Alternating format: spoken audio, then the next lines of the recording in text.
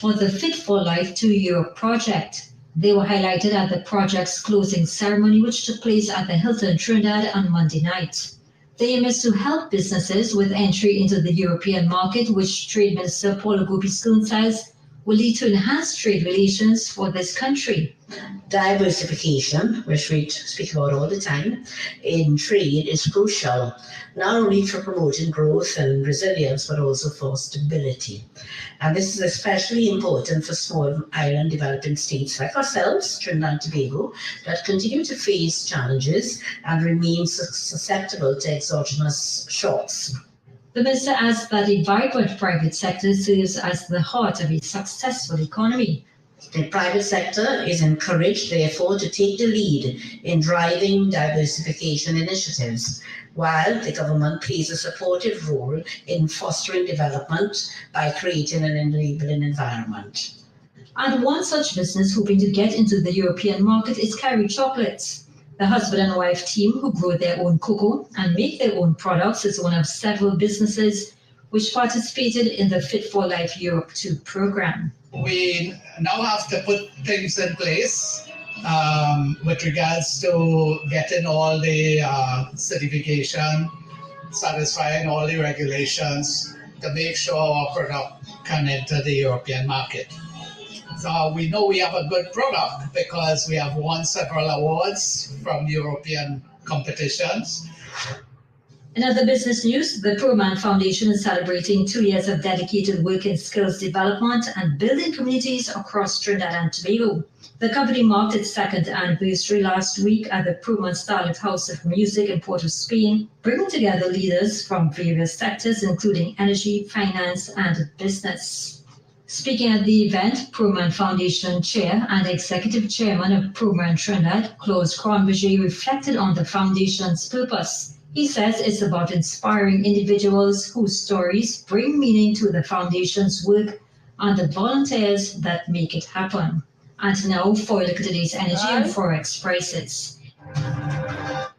So that is some business news coming out of trade and industry. Diversification. The big wood man who does write all the obnoxious pieces. He's from I-95.5, the Ralph Mirage one. Who does write all the obnoxious pieces in the papers. Always speaking about diversification. He will not speak about this. You see, diversification happening there.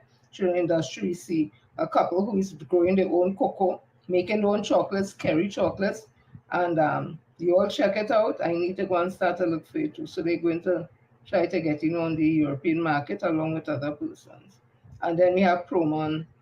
They invested in the youth and invested in skills training and all that. So, but again, I want to feel the negative and say here, but we here will show you all the truth, and it's up to you all to share the life and let people know what's happening. I'm doing my part. I'm also seeing UTT. We'll have sign. I'm seeing. I wonder if it's some feature on my phone, my iPad giving problems. So I'm seeing 20 hours ago in the Guardian, UTT signed Cyber MOU, and the Ministry of Digital Transformation and the University of Trinidad and Tobago has signed a memorandum of understanding focused on advancing the local cyber security landscape. Wayne Naked, National Chief Digital Officer, MTD, this MOU represents a crucial step in enhancing cybersecurity services in Trinidad and Tobago and highlights our commitment to building local talent and expertise to protect our nation's digital infrastructure. In a release, the whole thing just went. In a release yesterday, the ministry explained that the MOU will outline several key initiatives for collaboration, including cybersecurity courses. Opportunities will be made available at no cost to registered members of the MDT, the D Hubs program, to enhance their skills in the high demand field. It will also provide real-world projects and internship for students of UTT who will have access to more practical industry-relevant experience through partnerships with MDT. ensuring they are well prepared for future careers in cybersecurity. Additionally, MTD and UTT, so that is Ministry of Digital Transformation, that is MDT, and UTT, University of West Indies, University of Trinidad and Tobago, will collaborate on cybersecurity research with an aim to drive innovation and developing solutions that address real-world challenges. The sign-in ceremony took place at UTT's Tamana campus and was attended by Professor Clement Mbert, Chairman of the Board of Governors, UTT, and Corey Belfont, Permanent Secretary in the Ministry of Digital Transformation, as well as Professor Stephen Joseph, President Acting of UTT.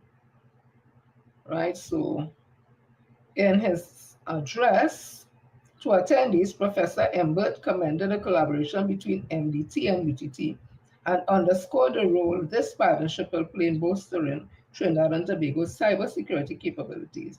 He acknowledged the recent success of the pilot collaboration of both entities earlier this year when UTT delivered a live instructor-led training course, Introduction to Cybersecurity, to the D-Hub community.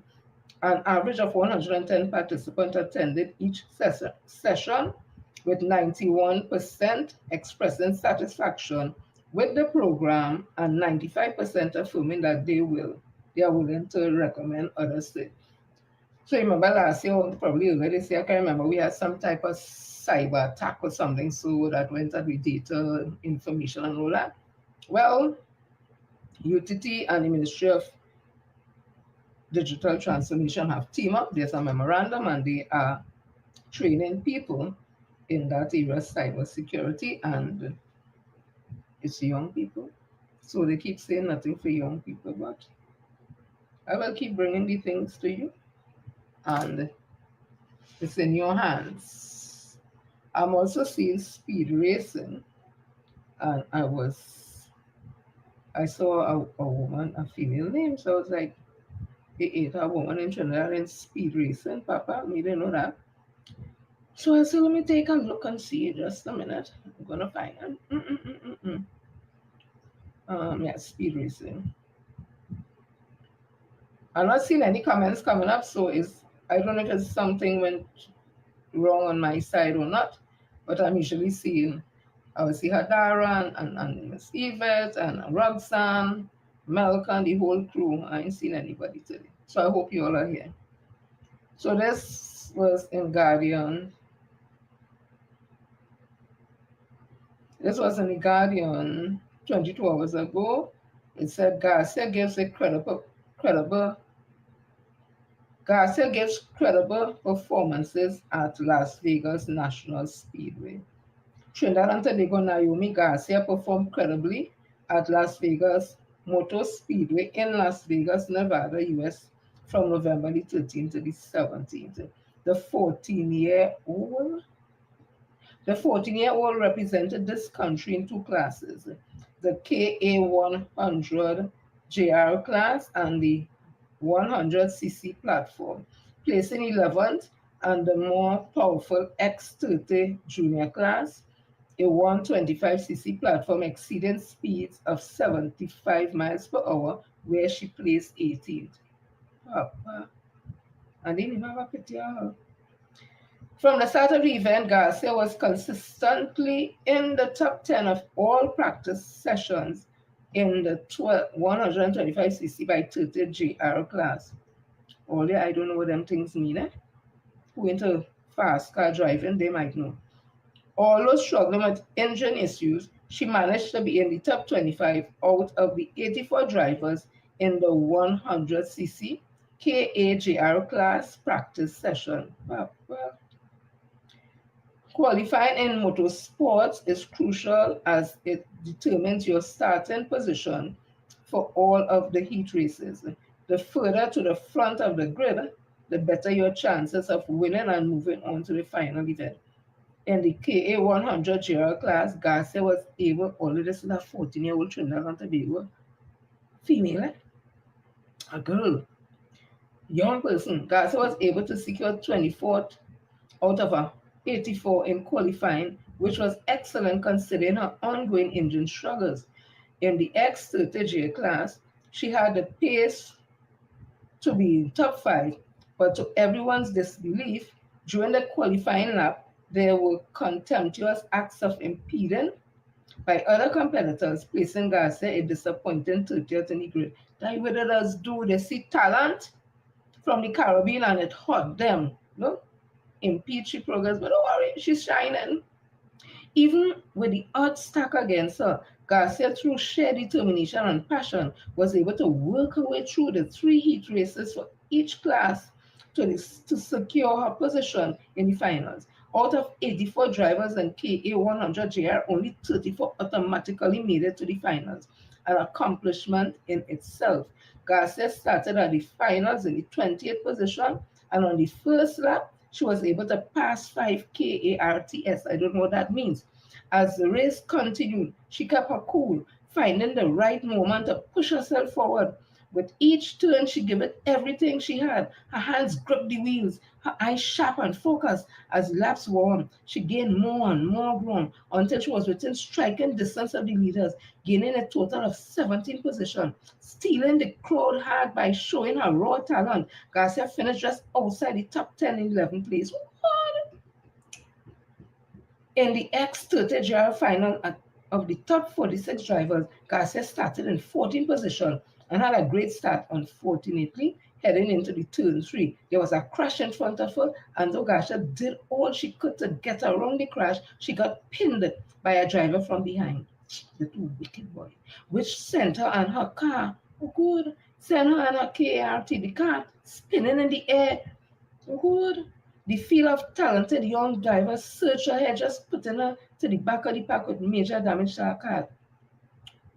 However, Garcia refused to give up, and thankfully she was able to continue the race. Naturally slower due to the damage, she pushed herself harder with unwavering focus. Her mind calculated every move. With each lap, she started to find her rhythm. She closed the gap and started to pass one by one.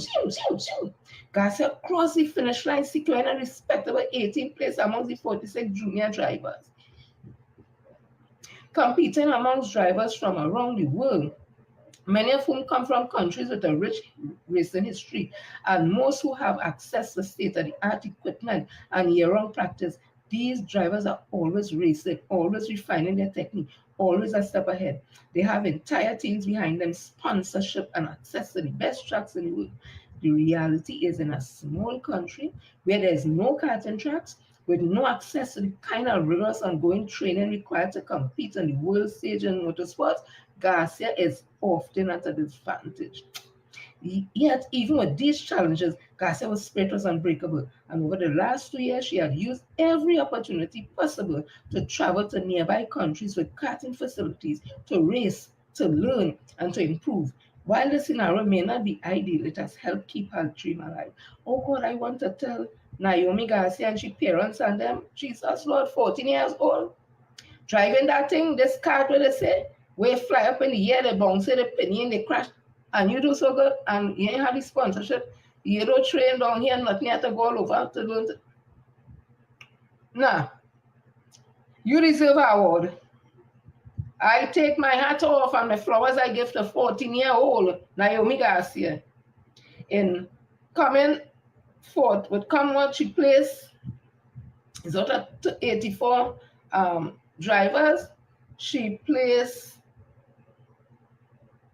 in the top 25 and then in the finals in the next one. It had 10 qualifiers, but because of the accident and all that, and she still come back after the car fly up in the air and all kind of thing and whatever, she still was able to place 11th, just inching all. But had she injured thing and good, and she began that little crash and thing, and not even she crashes, people crash in front of she tried to steer around it and thing, but somebody pinched you from behind, and for that pin, it sent you up in the air. Oh, you. If I was there, would have pulled me off the field. Or the whatever they just call it, Papa. But congratulations, Naomi. Woo!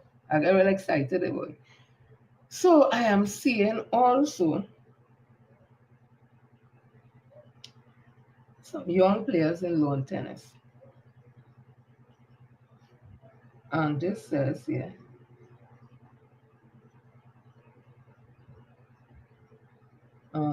It's opening, it's opening, it's opening. Oh God, I'm so sorry. I'm seeing the people to interact with all. I'm just seeing some things up on there, and it said 35 people on the live. Hi, love you all. Thank you all for always coming to still locked in and tuning. I don't know who it is. So in the Guardian 22 hours ago, Alam, Mac, and Mohammed sweep squash titles by young people. While them saying it's so hopeless and all that young people living their life and doing what they have to do, Anthony Allen, Cohen Mack, and Rahim Mohammed all walked away with titles when Squash TNT held its November to Remember Junior Graded Squash Tournament at the Racket Center of the Queen's Park over last week. Allen played unbeaten in a four-man round-robin Group A playoff over the past 4 days, and on the opening day last Thursday, he brushed aside Marcus Camp's camping in straight. So it's Marcus Camp's camping in straight sets 11-4, 11-1, 11-5, and a day later he disposed of Ross de Duran 11-2, 11-8, and 11-7. God, them neighborhood is boy. It was de Duran's first loss of the playoff, and having also beaten Camp's camping. Like the fella name, his surname is Camp's camping. 11-6, 11-6, 11-2 on Thursday. Alam later sealed the title by sealing it 3-0. So it having in thing 11-5, 11-7, and 11-4 victory over Shanjiv Mongol. The latter secured the run-up spot in the group with the loss against Alam, which was his only defeat. He finished with his wins over Camp's campaign 11-2, 11-3, 11-3, and 11-9, and de Duran in straight sets 11-4, 11-2, 11-8. Meanwhile, Mac also prevailed over the group of 7 players in own crown, beating both Sanvi Chattergoon and Evan Guran by identical 3-0 margin. So he win there again. And then Chattergoon now triumphant in double matches also. Max still stopped him in a close contest when the two met on Friday. Listen to me now, it's all them things. So here we're going on. Congratulations to Alam, Mac, and Mohammed for sweeping the thing. Young people at it again. I wish I was there. So, I see Minister Young again.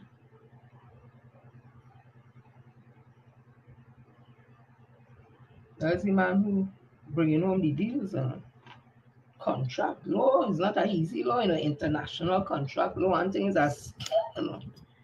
You don't get up one morning and say you can negotiate nothing, and another way Kevin Ramnaran couldn't negotiate that thing.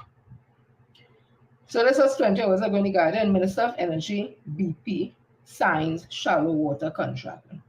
So the Ministry of Energy and Energy Industries announced yesterday that a negotiated production shared contract, PSC, for Block NCMA2 was signed by the government and BP Exploration Operating Company at the Ministry's International Waterfront Complex head office in Port of Spain. The Ministry explained the award of this PSC stemmed from the Ministry's Shallow Water Competitive Bid Round 2023-2024, which was opened on October 2nd, 2023 and closed on May 2027. At the signing of the PSC, Minister of Energy Stuart John SC said, my Minister of my constituency, Port of Spain North Sentence West. The Ministry of Energy, this is what he said. The Ministry of Energy and Energy Industries continues to aggressively market and execute concessions to promote exploration and investment in the upstream. This marks the second PSC signed in record time in 2024, and the Ministry of Energy and Energy Industries is committed to working with upstream operators to boost the supply of hydrocarbons and secure TNT's, Trinidad and Tobago's energy future. Block NCMA2 is situated in the North Coast Marine Area, NCMA, in waters depth of approximately 200 meters. Entry into this block marks a significant milestone for BPEOC, which as it represents the operator's first endeavor into North Coast region. BPTT said NCMA2, which is located approximately 30 miles off Trinidad North Coast, will open a new era of exploration for the energy multinational in Trinidad and Tobago, as all current production comes from the Columbus Basin of Trinidad East Coast. In a statement issued by BPTT, the company president David Campbell said, continued exploration activity is crucial for sustaining our industry, and I'm very pleased that we have secured this block. The NCMA area is new to BP in TNT, and I'm looking forward to maximizing its potential. Although geographically new to us, we will be able to draw out our 50 plus years of exploration experience in Trinidad and Tobago. Also present are the signing of Penelope Bradshaw Niles, Permanent Secretary of the Ministry of Energy, Sandra Fraser, Permanent Secretary of the Ministry of Energy, and David Campbell, President BPTT. BP Exploration Operation Company Limited and BPTT are both subsidiaries of BP Global. So that's some good news there, and it's the downstream where the money is made. That is why Petrotrin refinery they closed, because them had to buy crude oil, and the crude oil operators here wasn't digging up enough oil to give them to be able to make the amount of money they could make with the products. So whatever little they get here, they still have to buy thousands of barrels of crude oil away with the foreign exchange money, US money, and to come back here now to refine it. Whereas the downstream, which was the exploration and production part of it, was making the money right down to the hydrocarbon is with the gas and the this and the oil and kind of thing. And now, as Petrotrin, the refinery is not a burden on nobody neck, the exploration and production area now is called Heritage. And Heritage has been making back millions of dollars to pay off the refinery debt. But they ain't gonna tell all of that. So let me continue, Papa. I tell all of the guys here, you know, we go reach to the back and I'll stress now. So I'm also seeing, let me open it and make sure it's not the same thing, because I'm not going to be reading the same thing twice. Let me just make sure. Okay. Okay, that's it. Yeah, I think it's the same thing. Yeah. Let me see the name of the same people there. All of that, runs PPTT energy sign in, contract, negotiate block of thing. They have these two stories, right? It's the same thing, right? So you just did that. I just read that. So let me continue.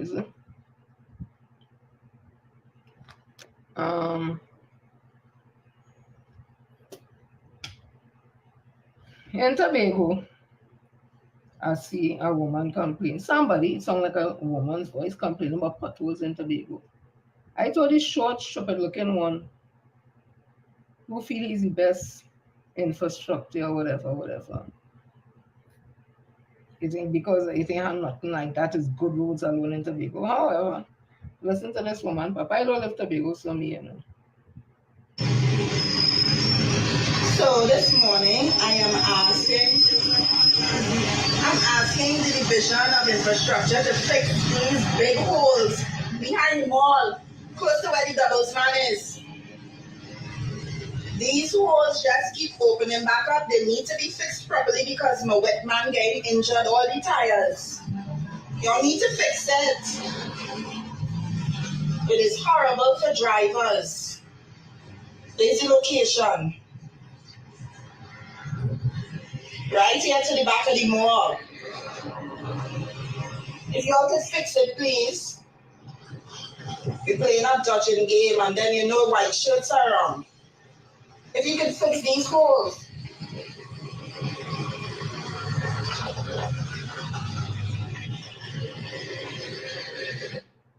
Right? So, well, I hear she says what's her fault. I hear she says the government fault. But I hear she calling who is the one to fix it. Why she call this stupid looking one name? He's not an infrastructure and all kind of thing. Me and not Tobago about what? No, this is some good news in Tobago. But it's ironic that when Sandals came to build and develop, Watson Juke basically and PDP all them saying at the time, paraphrasing, that they go have, paraphrasing, it will have the young Tobago boy and girl like this massa times, you know, slave thing now, dress up and they can call and ting, and it ain't good for you, and blah, blah, blah, blah, blah, blah, blah. And they run sandals. Sandals take up the whole shoe, sandals, everything, and they get out of it.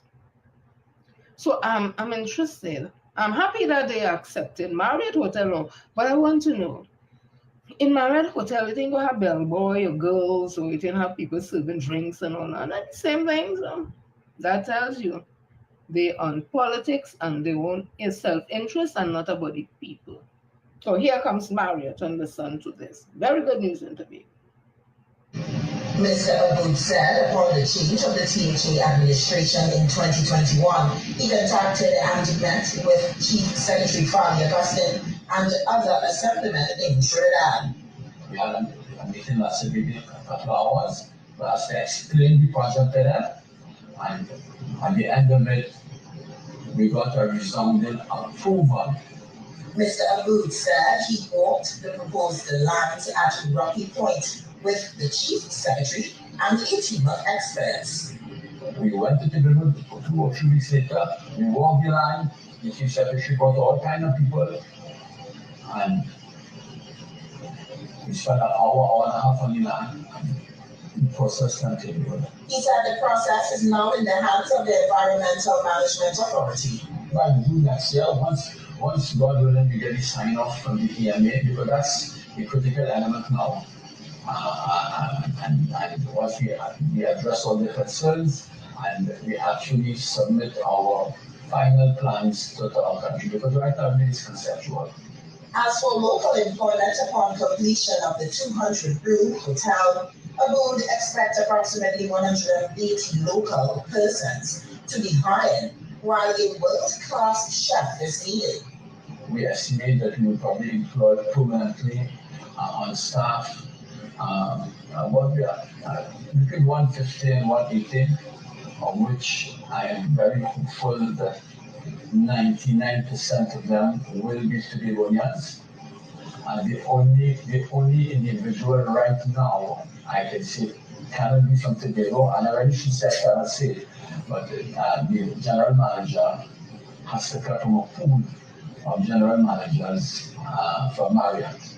Aboud said the completion of the A&R Robinson International Airport Expansion Project will assist in bolstering more flights to Tobago. Vendors, taxis, people from the local entertainment industry, tour guides, the fisherfolk, and the other sectors are expected to benefit when the Marriott Tobago is opened. Here's Pat Williams, 26 News. Right. Just a couple of things quickly that jarred me, right? So you hear about all the downstream coming from the opening of a hotel. It wasn't the same thing I was saying about Marriott and would have happened with Sandals, the tour operators, the cars, whatever. And you hear Mr. Aboud saying the airport that is to be completed very, very soon. That too will create avenues for his hotel, I'm sure, to prosper, because when people fly to come, and the hotel, you know, the airport is this beautiful thing. You have the flights, it's a combination of stuff, eh? All that will happen in Sandals, they run Sandals. And who built the airport? It's not Dr. K. Christopher Rowley and the People's National Movement building the airport. Is it the UNC or is it FALI and TPP or TPDD or whatever? No, not only that. They love to speak about the 1%. Isn't it as if the 1% are not citizens of this country? Isn't Mr. Aboud a 1%? How nobody's saying anything about the 1%? Let me tell you something, you got to follow them people and study them people. So let me continue. So I am saying that PNM screening is continuing. Remember just recently there was a hot topic about the fact that PNM and having internal election and because of this and this one talking. No, that they don't. Then they start up a whole thing about putting this one against that one and this one, which I found was totally unnecessary, because at the end of the day, if your party groups or whoever it is nominate you, and that is the process, you go before the screening committee and you pledge your case there, and then after, whatever. But some bacchanal, that quiet down now. So I'm seeing that screening is continuing. And also I'm seeing some exciting things because there is democracy, PNM style democracy, that there is a contender for the Sentence East constituency. I think that is held by Dr. Nine Gaspy Dolly, who is also the Minister of Education. And I'm seeing a challenger. Well, of course, he has to get the party group to, the process has to happen and whatever, the screening and all that. Brian Lara's brother. And you know, they are staples of Santa Cruz. So it will be interesting. An exciting time. So this is in the Guardian 20 hours ago. PNM to continue screening in 15 constituencies. Lara challenging Gaspy Dolly in St. Anne's East.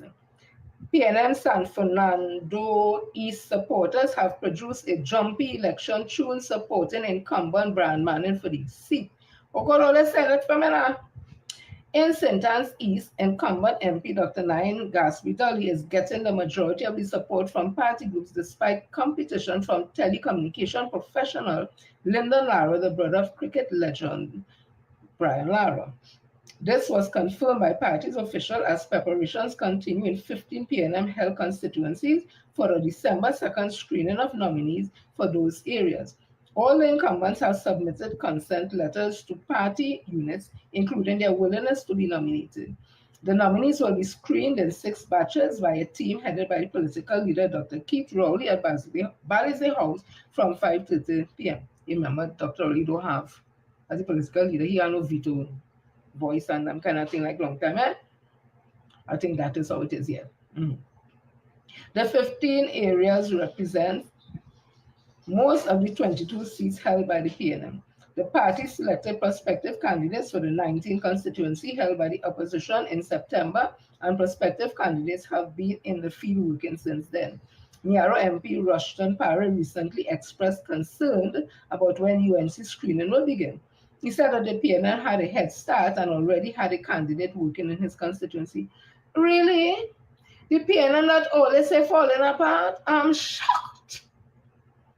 The PNM not always say it has so much fractures in it and they can't recover and all that. That PNM you're talking about, Rushton Parry and others, excuse me, that they have a head start because their candidate for that area already out there doing the work. I'm surprised. Yeah. Constituency executives can make recommendation on their choice of candidate, but ultimately the decision on candidates is made by the 9-member screening team. In St. Anne's East, Lyndon Lara was nominated, but Gaspy Dolly is so far getting the bulk of party unit support. Meanwhile, the election tune for San Fernando East incumbent Manning has been gaining popularity, but how may I hear it? In 2020, Manning won the seat, which after his father, Patrick Manning, former PNM leader and Prime Minister, won a record 11 times. Also seeking the San Fernando East candidacy is Kokie Toruba councillor Teresa Lynch. The jumpy tune by San Fernando East supporters and party group promoting Manning includes these verses. Tell them, make way, we moving with Manning. San Fernando East. Make way for the Manning. Tell them Manning in San Fernando East. I wonder if you hear this. This one is for the greatest. They're quaking because Brian coming. This, what do you think? You just jump and go on. I wonder if you hear this. This one is for the greatest. They're quaking because Brian coming. They're sweating on the sideline. 2 Manning in their lifetime. There's problem. The votes go kill them. Like they never consider the fruit of all far from the father. Leadership in the DNA. Brian Manning all the way. Manning going back to represent in the parliament. Manning going back. They better bat in the crease We're moving with Manon and Sando East. Oh, God. Tell them in Coquille, Manon come in, Port Pleasantville, Marabella, Vistabella, tell them Manon come in. Oh, God, I want to go down there for that. You know. Amongst the 19 areas to be screened, among the 15 areas to be screened, the unopposed incumbents include the Hocata, Talparo, Foster, Cummins, Arima, Penalty, Beckers, Faris Alwari in San Fernando West, Adrian Dion's in Lavantil, East Movan, Marvin Gonzalez in Lopino, West Bonnie, and Terrence Yalsing in St. Joseph. The Lavantil West executive hasn't met yet to decide who they will recommend to the screening team between incumbent Fitzgerald Hines and attorney Kareem Marcel and Dr. Khalil Jassamine. Oh God, Bacanal. Labra executive meets on Saturday to finalize its recommendation. Superior Regional Corporation Alderman Christopher Inechias, I don't know if that's how to pronounce it, and Sinias, has the majority of support from party group and the constituency Women and Youth League, also seeking the candidacies incumbent Stephen McClatchy and Councillor Gillan Lewis. After the 15 areas are screened, there will only be 7 seats left to be finalized. These three, the 3 Diego Martin seats, including Dr. Rowley, who blasted out all the place, he worked hard for the doctorate. Dr. Rowley, Diego Martin, West Constituency, and the 2 Port au Prince seat, and the 2 Tobago seat. Let me tell all this something. No content. Anyway, competition activity, so, but trust me, Port au Prince, North St. Anne's West, it lock. We're moving with young on the ground. Okay. I can make song too, you know. All right, don't make me have to make a song. I go ask me and say, you want me to make a song for you? Anyway, let me continue. So, this salary increase thing is still a talking point. And it means to say somebody has an agenda. Because I want to ask you all who are listening here, I can't see the comments, I don't know why. I want to ask you all something.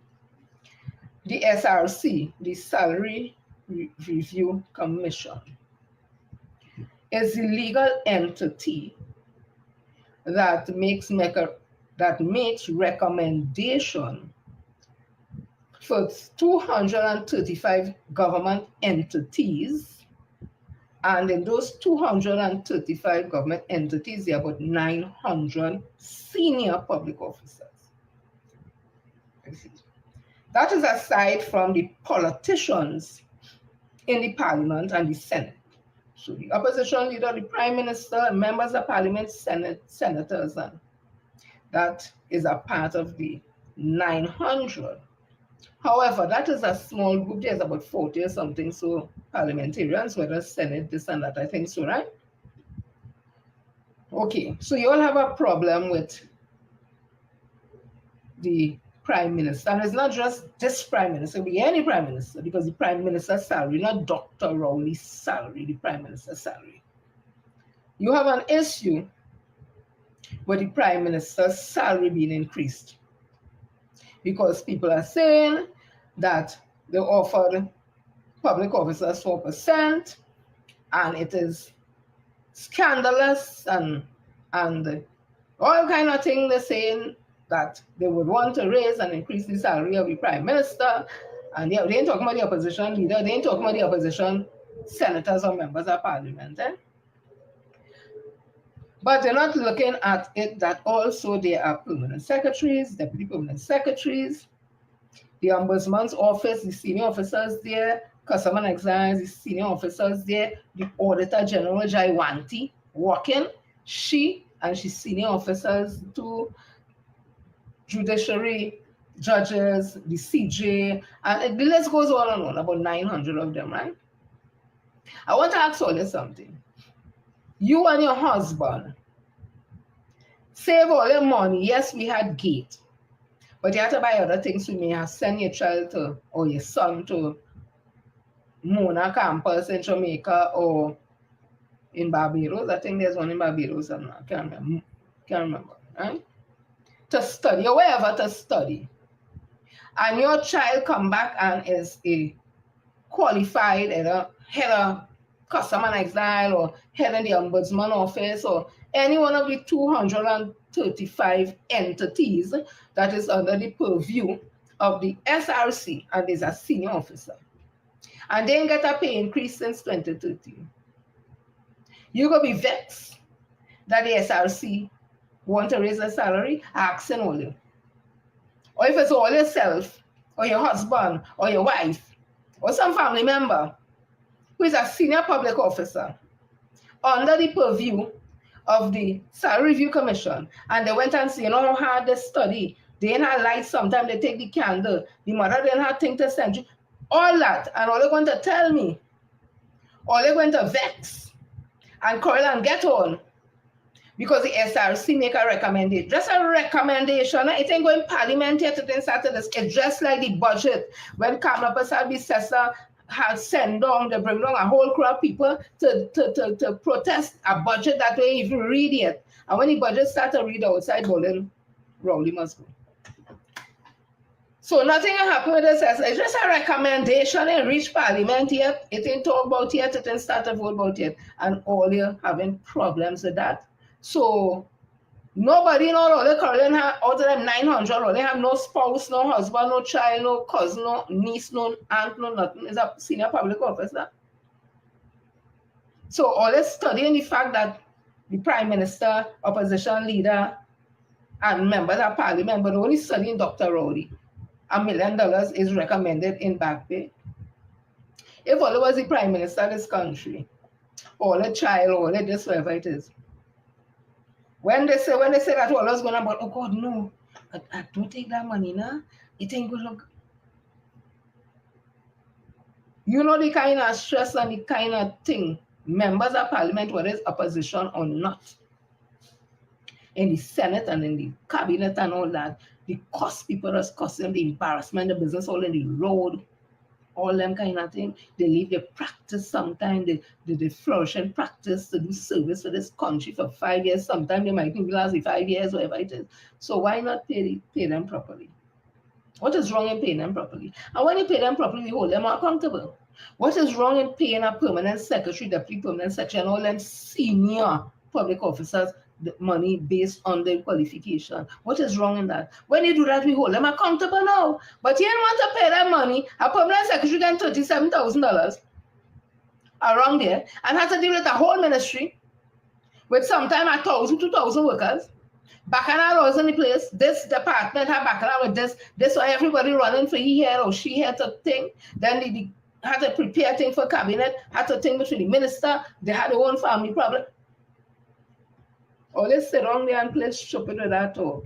I'll come to the public officers just now. So they want to make noise about this salary increase recommendation, right?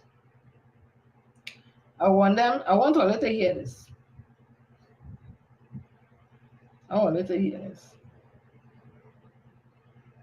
Just now. When I get it, let me see if it's this. This was a report from 2019, June 26, it says. Kamala's 2015 gratuity as Prime Minister, $2,238,000. Only how much? 2015. $2,238,000. I didn't hear all the complaining. I didn't hear all the news people complaining and this one on TV and social media and making TikTok. No, it was good for she for drunken master who had a 5-day weekend, right? Kamala 2015 gratuity as MP, that member of parliament, that is added to the prime minister gratuity, and I'll call it, as an MP. $751,968. Kamala current monthly salary as of 2019, $64,470. Kamala annual salary, that is back in 2019. So, and they didn't get an increase since 2013. So it means this is her salary still, based on what I read in here. Kamala's annual salary, $773,640. Kamala's current gratuity, based on 20% of her current annual salary, will see her receive $503,000 for the period September 2015 to 2020. Right? Her pay is made up of $44,470 as pension, transport $5,880, subsistence allowance $1,500, housing allowance $12,360. And after 2015 election, all UNC ministers receive a gratuity of $500,000. You didn't hear any talking then? So money good for them. Stay quiet. When we hear there was a kleptocratic, corrupted government, here money them get. But it's wrong now. And I want to tell all this something. This is my opinion. Let me just say, it will go to parliamentary debate. Let me just say that the government decide to vote for it. Let me just say that.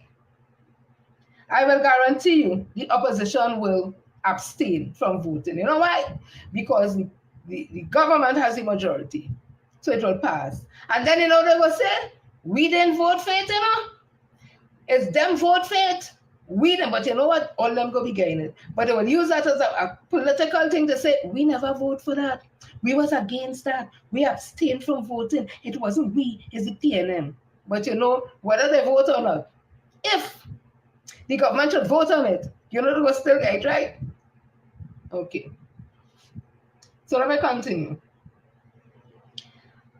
This is the next little short one. I find he must have Hubert syndrome. That is my opinion. Some man called Lee Hunt or something.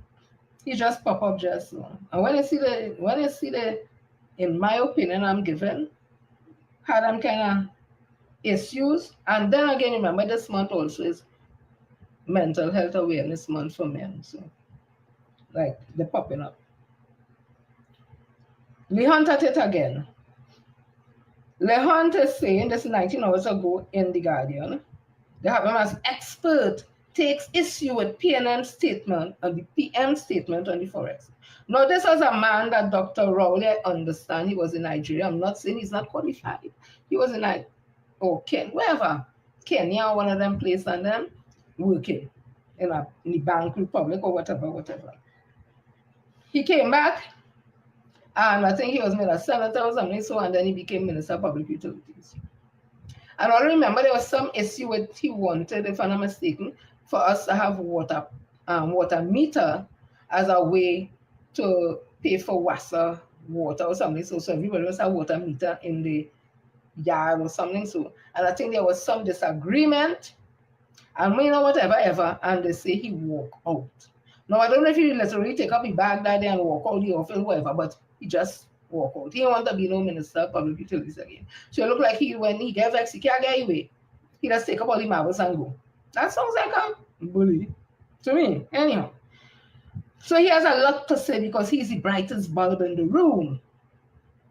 Former Managing Director of Ansell Bank and Government Minister Robert Lee Hunt is not in agreement with the Prime Minister's assertion that the demand for the government to devalue TNT dollars is only coming from people trying to make a quick profit. On Monday, during the Prime Minister's question, Dr. Rowley rebuked the devaluation suggestion and said the pressure to do so was coming from special interest groups which have large sums of US in hand and stands to become wealthier if the conversion rate of the US dollar increases. But Lee Hunt, who is also a former executive director of the Public Bank Group, said he respectfully did not share this view. There is a genuine shortage of foreign exchange in the market, and Mr. Lee Hunt is not the first time under Kamala Persaud's predecessor there was a forex crisis, and the IMF would have suggested that they'd float the dollar, and they said no. So this way you're talking as if this forex shortage crisis is the first time it ever happened. No, it did not. Let me continue. There is a genuine shortage of foreign exchange in the market, which has raised anxiety amongst the citizens across the board.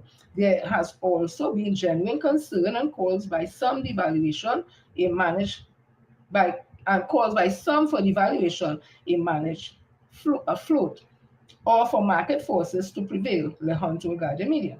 He added, I believe, however, that if that were to occur, I would curb demand for forex without necessarily resulting in a flood of people converting their US into TT. The reality is that there is a lack of confidence in TNT dollar. So even if the rate goes to 10 to 1, the mass conversion that the Prime Minister anticipates will not occur. However, Lehunt, who served as cabinet minister under Dr. Rowley, said if the government chooses to maintain the dollar at the existing rate, there are other options that can be looked at. And you see what I can take with these in my opinion, Hubris syndrome talk. So if you know there are other options that can be looked at, because the way you talk, it seems as though floating the dollar was the only option. If you have other options, and the Prime Minister said he's not in favor and they will not be floating the TNT dollar, why are you still talking about it? Talk about the other options. So let us see if the other options and get the news to the Prime Minister, whatever, and see if they could use that. You see why I started to say these brothers and them like the Hubris syndrome, stupid looking? Okay.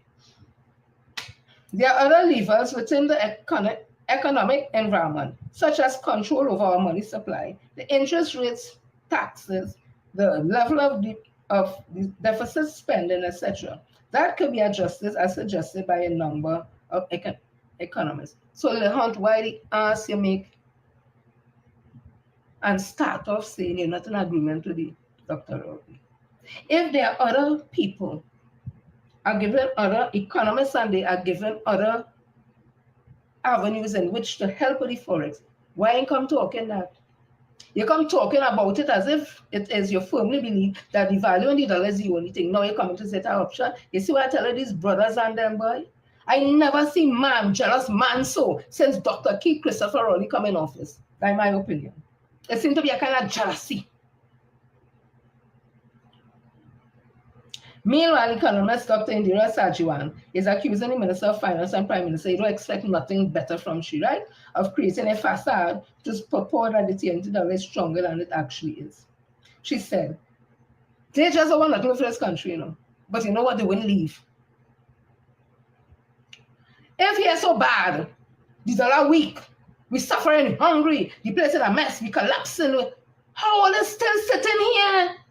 I would be packing my bag and looking to giddy ups out of here. Because I'm economist and I'm this and that and that and I got the money. Why are they sitting down here? So it tells me all they know what all they're saying is not the truth. She said it's not it, like it or not, TNT was already operating on a floating market rate for US dollar. I think the Minister of Finance and Prime Minister can hold that position largely because while they continue to maintain an official exchange rate, the real reason for this economy is operating. The real reason this economy is operating is because of the black market rate, which hovers between $7.50 and $8. This is the rate at which everybody is operating because if you cannot get the money in the bank, you have to go to the black market. So the reality is the economy, given the current supply, is operating at the black market rate, Sajiwan posted. She said while she did not agree with the devaluation, she would support a managed float. The economist said the only sustainable solution to the forest crunch is to increase its supply outside the energy sector. Meanwhile, coordinator of the Confederation of Business Chambers, Jai Laladar Singh, I wonder if he's the one who was down in CDC, the Chagaramas, developing something we call all kind of racial thing he called we, and we could give me. You saw them just land on the feet if you see. There was African, if it's he, the same thing. Minister Stuart Young just says, Zami, oh God.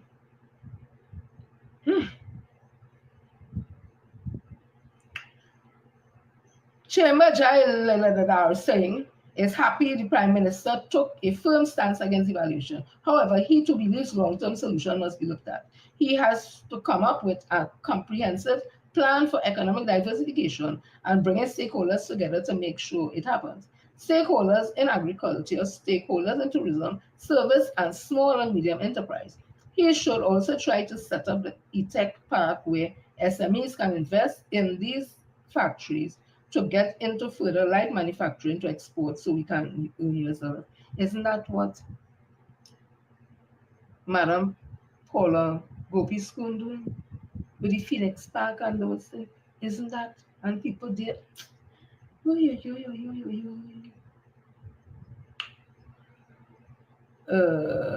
Should set up e-tech parks where SMEs can invest in these factories to get into further light manufacturing to export so we can earn US dollar. That is what is needed now as an emergency, Lavada Singh explained. With respect to the finance minister attempts to meet with commercial bank as the government looks at the possibility of regulating their distribution of the forex pumped into the system, Lavada Singh said it was a much needed approach.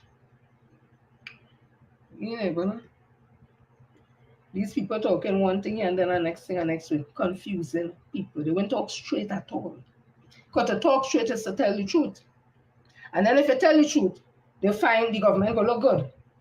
So there's segue here and seg there and all kind of shit that does do. When they still end up saying, it have another option than devaluing it. But they come in first strong. I don't agree with the Prime Minister and the Minister of Finance. But it have an next way. Right after they don't berate the government. Right after they berate the government, they have a next. It have a next way, you know. So this is the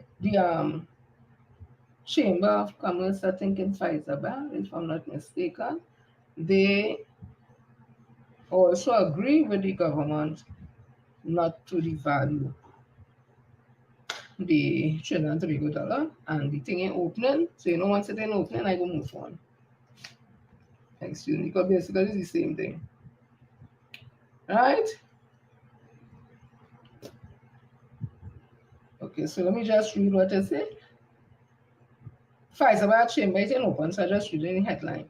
Faizabad Chamber of Commerce President Angie Jairam is of the strong view that floating the dollar will take up inflation. And that is what the Minister of Finance and Dr. Rowley would have said, excuse me, that if you were to float the dollar, automatically prices of goods will go up, and who will feel it? It's the poor man on the ground always talking about, all they tell, all they buy my powder to think my nose, they're going to think my nose. This is, let me talk the thing. I can't be always sweating, so keep But the shine still coming through the powder, proper. Yes, and it's expensive powder, so no time I buy no cheap powder, or they know them out. Anywho, so as I was saying, let me talk the thing, all kind of thing does happen. So the Chamber of Commerce and Faizabad agree with the Minister and the Prime Minister not to float the dollar because they understand it will create inflation. Who will suffer? We. So let me continue. As the May grew under fire, the mayor of Superior.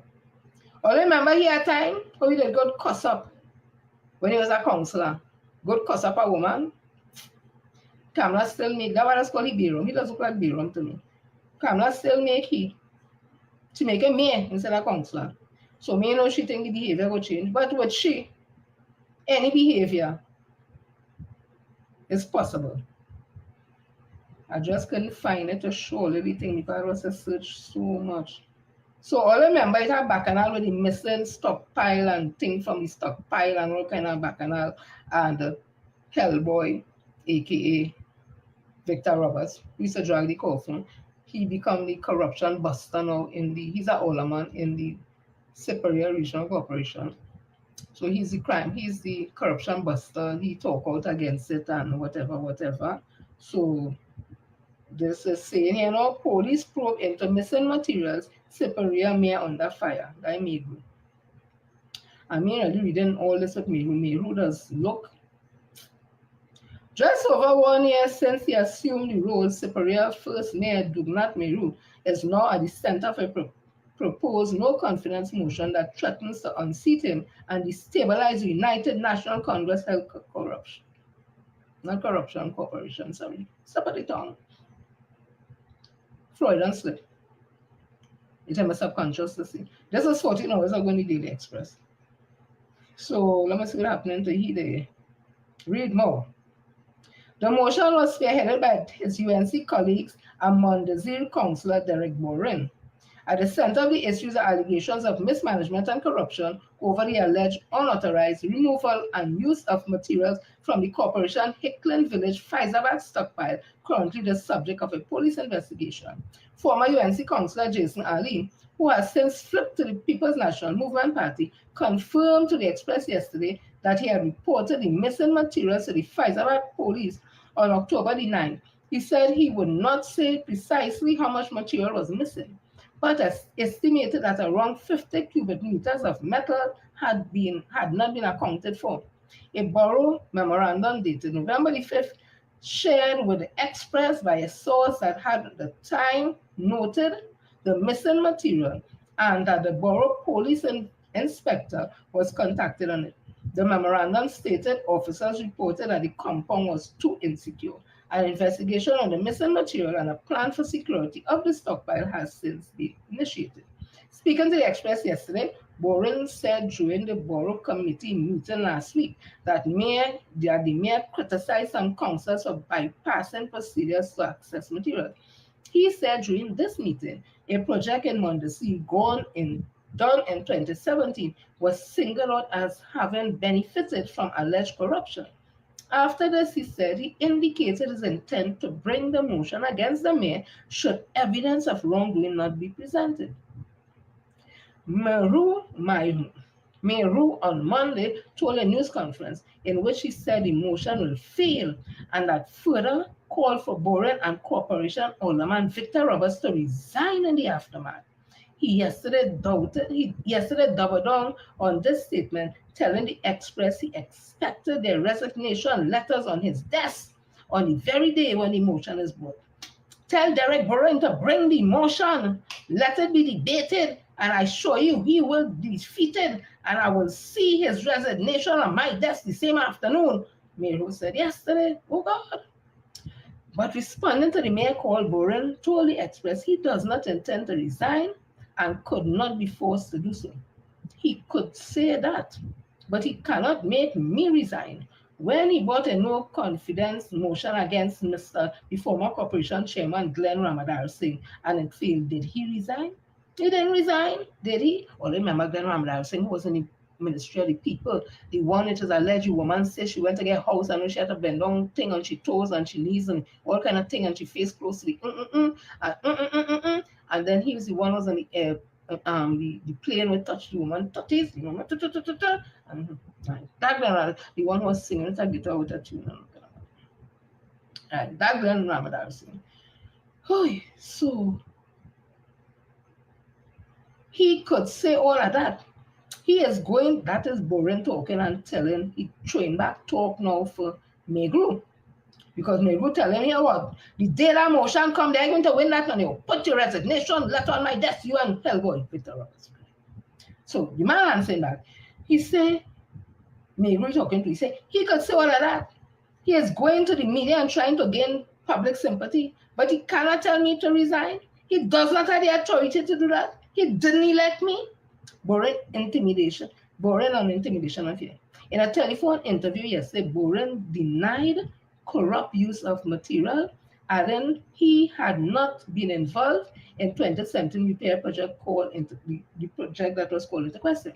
He said that project happened in 2017 thereabout, and the only thing that had to do with me, because of the urgency, I recommended a contractor nearby who had the equipment to do the job. That is all I did. From there, the administration kicked in. That is what brought about the problem he is claiming I was involved in corruption. When he keeps talking to the public and making accusation, I will deal with that with my lawyers, he said. Oh God. However, he said his issue with the mayor was not one of alleged corruption, adding he had never accused the mayor of such. Instead, he said he believed Meru was attempting to lead the borough council through intimidation and fear. He is trying to lead the council by intimidation, and I'm not going to accept that. I have no problem working with him. He has a problem. He is very arrogant and doesn't like to hear anything that is contrary to him. Beram, that is not leadership. He had councillors there who are afraid to speak in meetings because they're afraid of him. Oh God, I should be a councillor down there. He said he was not lobbying for support for the motion at this time, but would resign if any of the content of the motion, which he plans to bring at the last statutory meeting of the year, is determined to be untrue. When the motion is read, if you can ask any member of council if it is not true, then I'll resign. Anything I put in that any one of the councillors say it is not true, I will resign. Boy, I am not lobbying for no support. I will be going through the facts, truthful, honest facts. Nothing I am putting in the motion is made up. I will let the councillors decide. I am not going to call this one or that one if it fails, but no one can say it is not true, he said. But you know, say if they say it's not true, you will resign. Come now, man. Boren said he plans to give official notice of intent to bring the motion today, but expect it will be debated in the second week of December. That will be my Christmas gift to him, he said. Oh, good. Megru. An attempt to sidetrack from his path, Megru, yesterday, characterized the motion as a distraction orchestrated by his political adversaries. A total of 10 votes in favor are needed for the motion to be considered successful. However, Megru told the Express that Boren was only able to secure the last 8 so far. So you get 8 out of 10. Oi, Papa. If Derek Boren wants to bring a vote of no confidence, I hope he's not going to open a door where he will have questions to answer as well. I know for a fact that they do not have the support of the motion to be approved by councillors. My councillors are very satisfied with the work that we have done this year, and we are quite dissatisfied with the behavior of Councillor Boren and Alderman Victor Roberts, he said. Meru questioned the intention of Roberts, who he said has issued criticism of him recently. He just plain smart with foolishness. Victor Roberts is a non-entity. You see what let's talk about you? Victor Roberts, take that in your poor FM. The man say, imagine a man like Megru, who does look like he does drink beer rum, saying that you, Victor Roberts, is a non-entity. Well, let us look for that. No, wait. Right. He is just plain started foolish. That Megru saying about Victor Roberts. He just plain started foolish. And Victor Roberts is a non-entity. He will not make me lose focus of what I want to do for Sipere, he said. Of the allegation and intimidation and fear, Megru said he had the support of his councillors. You could come and do a survey of my councillors, and that is the furthest from the truth. This is nothing to do with trust and leadership. The last 2 years have been very successful. The public have been satisfied with my leadership. And here they don't get water down there, and all they don't pick up the garbage in areas, all they don't pay, and then people are vote. Whoa. It has nothing to do with Derek Boren and Victor Roberts, he said. When the motion is brought, I will ask the question and hopefully he was able to answer. I am waiting, and I wanted to bring evidence where councillors are afraid to talk. He added, asked if he intended to cooperate with the Boren should the motion fail and no resignation occurs, he said, I have to wait on the directive. But the motion will definitely fail because not even the PNM supports them in that motion, he said. Why are they dragging PNM and all that corruption and Kankata and Bacchanal Meru? Asked if he would be supporting Boren motion, and he said yesterday, when the time comes, I will make that decision. I will debate on it also because there are some things I have to say. Let the investigation take the course, and whoever has to be held accountable, let them be held accountable, he said. That is the PNM council, the one close block. The Express contacted Roberts for a comment yesterday, but no immediate response was received. Imagine Megru calling the corruption buster a non-entity. Victor Roberts only doesn't look for insult, yeah? So people to insult all you. All does look for people to insult all you. So, and see, Kamna Pasanvi Sessa speaks at International Men's Day.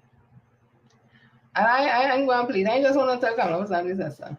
You have no men in the United Nations Congress right now who could be no role model for nobody children in this country. So better you just stay away from talking. Because you are no man in there who no child can emulate. David Lee and I'm Melinda Rabin. Ratiram who name calling and what? Alleged human trafficking. Paradat, who talk about people as a son of a bitch and thing and getting on and that. Who again is that? Well, they give me a break, yes, and then you have a man like me who. And then you have counselors or counselor who taking out picture naked to send a little boy trying to groom a little boy. Then you have a next counselor masturbating and Senator MP. What kind of man are there? Then you have a next one drunk as a fish. Anel. Diamond.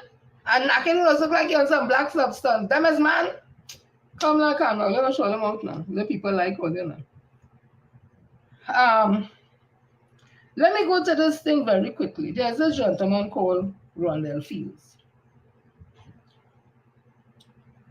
And there was some match he had this Sunday or sometime, whatever it is. And he would have spoken about the fact that Minister Yana Webster-Roy didn't come to the walk, although she was invited. So let me tell you, let me play what the minister said, what she PSA, and how Petty Betty come and make a video, which confirming to me what the minister must say is true. So listen to this. Listen to what the minister said, right? These men and women let their feet do the talking as they marched to the Queen's Park Savannah on Sunday in effort to raise awareness of the issues affecting men ahead of International Men's Day. For some reason, we have abandoned men and their social issues. We're talking about suicide. We know the percentage here in Trinidad about 84 percentile. We know murder, 90.7 is the percentile. Men being murderers, 99% is the percentile. Homelessness, 94% is. Head of the Fathers Association, Rondell Fields, said the march was an opportunity to shed light on the challenges men are grappling with in TNT. He, however, noted that a lack of visible government support was concerning. Love is an acting word, you know. When you say you love somebody or you're concerned about somebody, you just don't say it, you show it. You either put your money where your mouth is, or you put your presence where they are. And the fact that we have ministers from all over the region and none from Trinidad says something. Fields confirmed that. Stop it for a minute. All you hear what he said? He said to have ministers from all over the region and none from Trinidad. Let me continue. He also said, if you want to care, put your money where your mouth is or be visible, right? Remember those things I don't say. The Minister Ayana Webster-Roy was invited to the event. However, when contacted, she told CNC3 News that Fields was made aware of her absence in advance. She further confirmed that government endorsed the event and provided sponsorship. She labeled Fields' comments as unfair. If Mr. Fields doesn't get his way, he threatens everybody to go to the media. I told my case, I said, as a female minister, I felt bullied and harassed. Right. All you hear what she said? She said, Mr. Fields is a man, if he can get his way, he does threaten to go to the media. That's what she said. He does threaten to go to the media. And she says, a woman, she felt bullied and harassed. Let me continue. And Mr. Fields. Mr. Fields is playing victim on an issue that is beyond him.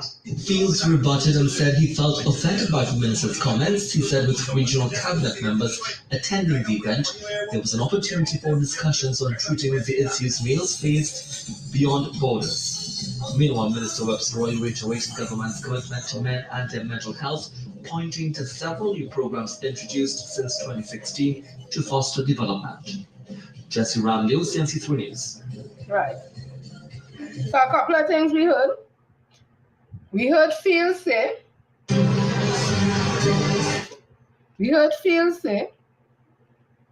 that government ministers from the region was at the march. He also said that you have to show that you love, you know, either put your money where your mouth is or visibly show yourself. The minister said, Mr. Fields is a person that if he don't get his way, he does threaten to go to the media. She, as a woman, or female, she felt the word, what's the word she used? I'm gonna say intimidated, harassed. She felt harassed and being bullied, right? Okay, great. Let me read what the permanent secretary said.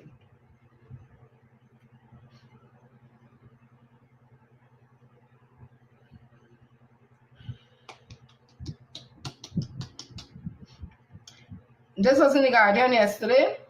Permanent Secretary in Gender Ministry said he attended the men's march on behalf of the government. Permanent Secretary in the Ministry of Gender and Child Affairs, Vijay Ganga Prasad, expressed disappointment with Rondell Field, the founder and president of the Fathers Association, for using his International Men's Day March as a platform to criticize Minister Ayanna Webster-Roy. The Permanent Secretary said he attended the march on behalf of the ministry. He said instead of focusing on the minister's absence, Field should have spent time uplifting men. On Sunday, Field said he was disheartened that no government official attended the march, the annual march, saying, "We love to fix men, but we don't like to help men." Now, remember, I tell all you, long-time permanent secretaries and deputy permanent secretaries that's under PSA is negotiate for them. Now they get big.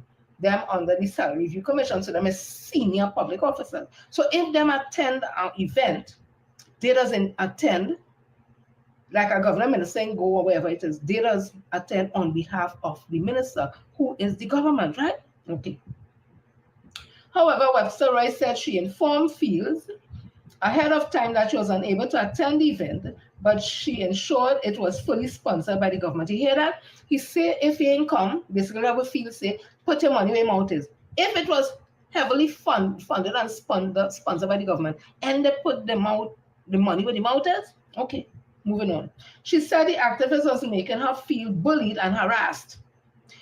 Fields responded on social media yesterday saying, "The lies have been told about me on social media broadcast last night will be addressed with evidence after the conference. I hope good sense will prevail and apologies issued before." Isn't that bullying? Because the permanent secretary support the minister, so I want to say the permanent secretary lied that he wasn't in the walk and that they lie. The government didn't sponsor the event. Okay. He didn't specify what the lies were. But Ganga Prasad said he attended the march in his official capacity as permanent secretary representing the ministry. He also reiterated Webster-Roy's explanation that she was unable to make the event because of prior commitment. He noted the event was planned and executed in a very short space of time with cabinet approving and providing funding. I thought it was a bit unfair not to recognize the effort, Ganga Prasad said. He told Guardian Media in an interview. The whole purpose of the march was lost because where the focus was on Mr.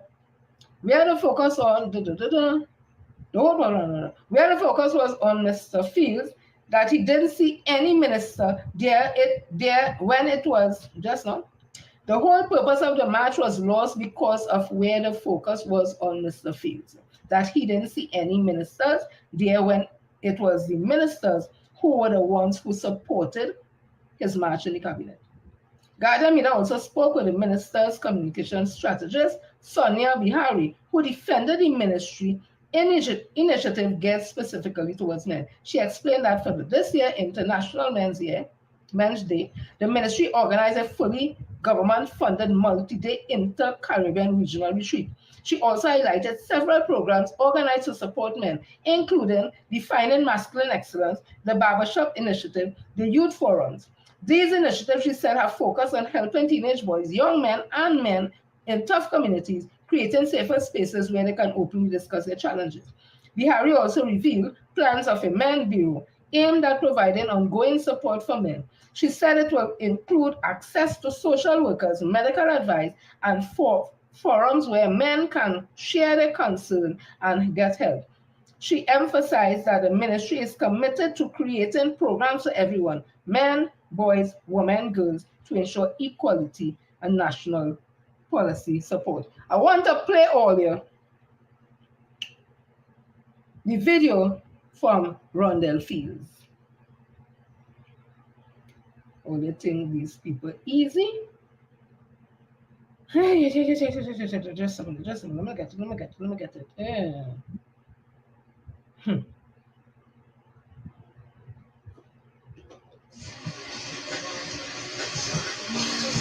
Hey, I hear them looking for me. I reach. I hear them looking for me. I reach. I hear my name calling up all week. I've said nothing so far because I know we had our International Men's Day conference going on and I wasn't letting people's emotional banter or emotional rants interfere with what we wanted to do. You see, people have a problem. They don't realize the difference between emotion and passion. You see, emotion and emotional rants, it will cause it to run off course. Many times when you listen to an emotional rant, it's hardly ever factually based. But you see, passion, and that's what people underestimate with me or misunderstand rather with me. They listen to the tone and they think it's emotion. Passion is driven by data.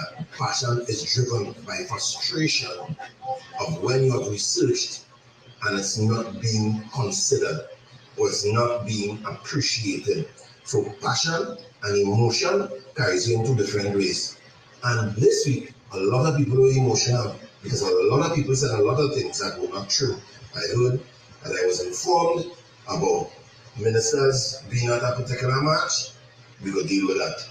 I heard also that I bullied and harassed a particular female gendered minister who made it her business to include she felt bullied and she felt harassed because of her gender. And I came from a family where my father was abusive to my mother, and I take it very seriously when somebody tries to project, particularly a woman, tries to project an impression to people that I threatened, made them fearful, or made them uncomfortable, especially when I know it was the furthest from the truth. So you see now, as everybody has been talking, who went on the TV show, who went on the radio show with Dale and Tony, and who put things in the newspaper, I will explain and show Trinidad and Tobago what really took place. Stay tuned. My turn to talk now. That is a man who is the head of a single fathers association. That's how you want to address this thing.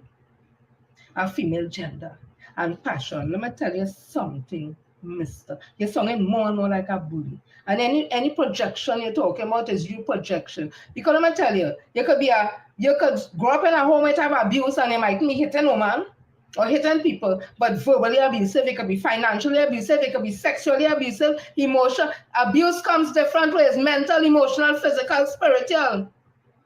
So it's not only physical. And the way you talking, you talk about passion. Don't mix it up. Passions and desires goes hand in hand, especially as a motivation. Langston and Brewer refers to Merriam-Webster to say that passion is an intense driving or overmastering feeling or conviction. This suggests that passion is a very intense emotion, but can be positive or negative.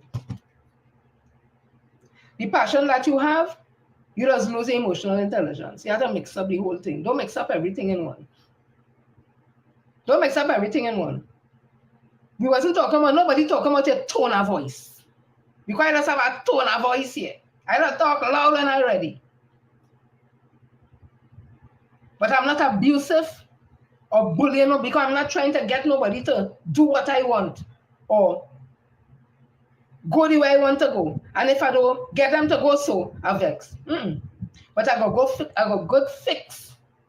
Them leader call them all kind of thing. That is on this program here. And because in the union movement, we just use robust language, but me and bully forcing them to do nothing. Me and tell them they have to do nothing. I put the information out there and I talking from a factual position also. So the shit you're talking about is passion and don't get mixed up with your tone. Nobody wasn't talking about your tone, boy. We was talking about the things that you were saying because it's not corroborated. The minister, the people in the ministry, The permanent secretary said that the minister could not attend, and they let you know. The permanent secretary said the government fully funded your project. You is the one who say ministers from the Caribbean come to your work. That's how they talk about ministers coming, because I am not asked, if you had ministers there and this one day, you should have highlighted, well, who come from Jamaica or who come from wherever it is. But you sound like it was lie. And you say if you could lie for small thing, you go lie in big thing.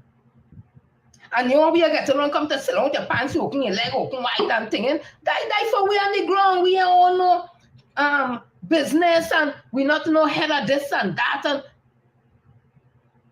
what you ever do to help young people or young men in your organization? What you ever do? What you ever do? You ever automotive run off, roll on, or whatever the thing that's called it? What you ever do to help them? I'm talking about wash down car, wash down car, and shine car and all that. You help them to show them how to get into business, how you get into business. What you really do? Or is it about trying to get into politics? You're posting yourself, you're auditioning. Are you auditioning for the UNC? Are you auditioning for the PDP? Are you auditioning for PP? Or are you auditioning for NTA? Because you're looking at your audition and you want to show you a strong man. That is not a real man, boy. That kind of behavior is not a real man, boy. That is not passion, boy. Don't get caught up and be telling people you're passionate. That's not passion, but data and facts. What facts you had when you're talking there? Because everything you say has been discounted. So you're lying based on where 3 or 4 people saying one thing, you saying something different. And you and all contradicting what you say. That passion? But you acting, that's something like real bully thing. Sit down and say what you have. You're coming, I'm coming. That threatening. That is verbal in a way. When I say threaten, not physical, no, but in sense, don't worry, I have my thing to say, to make people know, what you call that? Okay, I don't like the word threatening, because you're taking it in the literal sense, and it tells me something about you. But you're bullying, because you come in to say, them talk, my turn coming, I go tell me what it is. Because for now, we watching it, you lie. You say one thing on your life, when they interview you, the permanent secretary said, you is the one saying ministers come from the Caribbean. I could play it again, I sure hear you say that. So then show the ministers who come. The minister said she couldn't come to her prior engagement, and I understand on that there's something to do. Somewhere she went or wherever the case may be. The permanent, because the minister will not respond to it, the permanent secretary will respond to it and she'll say, okay, I could or can't, whatever the case may be. The communication specialist will do that for her. And if they send her tell her she can't come, what like a tracking the woman now? Randall Fields? You're tracking the woman now? What you only want? What she had to come there for? They sponsor the whole thing. If she can't come, she send a representative. Where was she working with you for? You ain't sounding good at all, boy. Let me move on, yes? Like it's a set of bullies they had them in the union movement are coming to them now. But passion, they're not a passion, boy. They're not a passion. Let me see what files they're going to come out with. Go and find things to talk on the minister and people who talk about you. And we go see you for who you really is. So I'm seeing that the port workers and stuff was protesting, and that an injunction was filed against them to stop, to go back to work. An injunction filed today, but no. I don't have no issue with no worker protesting for the rights, the benefits, the interests. Once they do it in conformity with the Act, because we are ruled by Act, Civil Service Act, Industrial Relation Act. I don't get into that. What I get into is when union leaders and the executive leading their members down a particular role for their political interests. Because Roger and them is politician, and he said and them is politician, and they're fooling workers. Because them there for years and then do things for workers. It's like Lambert there for years and daily rated officers from NUJFW still going home without a pension. So I just have a problem with them union leaders who fooling members and using the members' emotion to stir them up to come out and get on and all that when them living nice and them ain't doing the work. So, and he said leading this march, I don't know if he's really the president or is the president. I don't know what's going on. I really don't know what's going on. But I want to see what the registered trade union going to do, because you can't have a position as a registered trade union that you have the authority to do X, Y, Z, where union's concerned and you're not doing a job. But then best we don't have no department and no registered trade union. Because I don't understand this at all. PSA election supposed to be next month. Nothing happening. And we're not getting a reason why it ain't happening. But we know they're using the constitution to hold it out until next year, March. So we go see how that go. But with SWWT, I don't understand what's happening here. But let me hear them. The Port Authority of Trinidad and Tobago has ordered protesting workers to return to their duties, bringing a sigh of relief to the business community. The industrial action, which persisted until yesterday, spanned over 6 weeks, disrupting businesses and key sectors of the economy. The workers' grievances stem from a 12% wage increase outlined in a memorandum of understanding, which was later dismissed as null and void by the government, which has since countered with a 4% offer. Works and Transport Minister Rohan Sinanan says the court's decision will help restore operations at the port. As I said, this is a victory for Trinidad and Tobago on the whole, which includes the workers at the port, because at the end of the day, it's the port that pays the salaries. And if you shut down the port, then how will salaries be paid? So let good sense prevail. This is nothing about we versus them or anything like that. This is about keeping Trinidad and Tobago's reputation, high. SWWTU President General Michael Anisette is disappointed in the port's approach. All I will simply say is that it is unfortunate that the port choose to walk this road rather than meeting with the union, which would have, in my humble view, resulted in a decision that is in the interest of Trinidad and Tobago. We were talking about productivity, we were talking about efficiency, we were talking about what I will want to call bringing the port authority in line with international best practice. On Monday, port workers refused to attend 3 scheduled meetings with the port's management, opting instead to gather at the Union Hall on Ryson Road. But responding to the union's president's latest call for dialogue, Minister Sinanan said he too hopes for an amicable solution. And we will use this opportunity to find an amicable solution for this little dispute that is taking place. But we don't see the idea of shutting down the port every other day as a solution to the problem. In a statement, the Port Authority said it anticipates that all workers will comply with the court's directive and return to work. Otto Carrington, CNC3 News.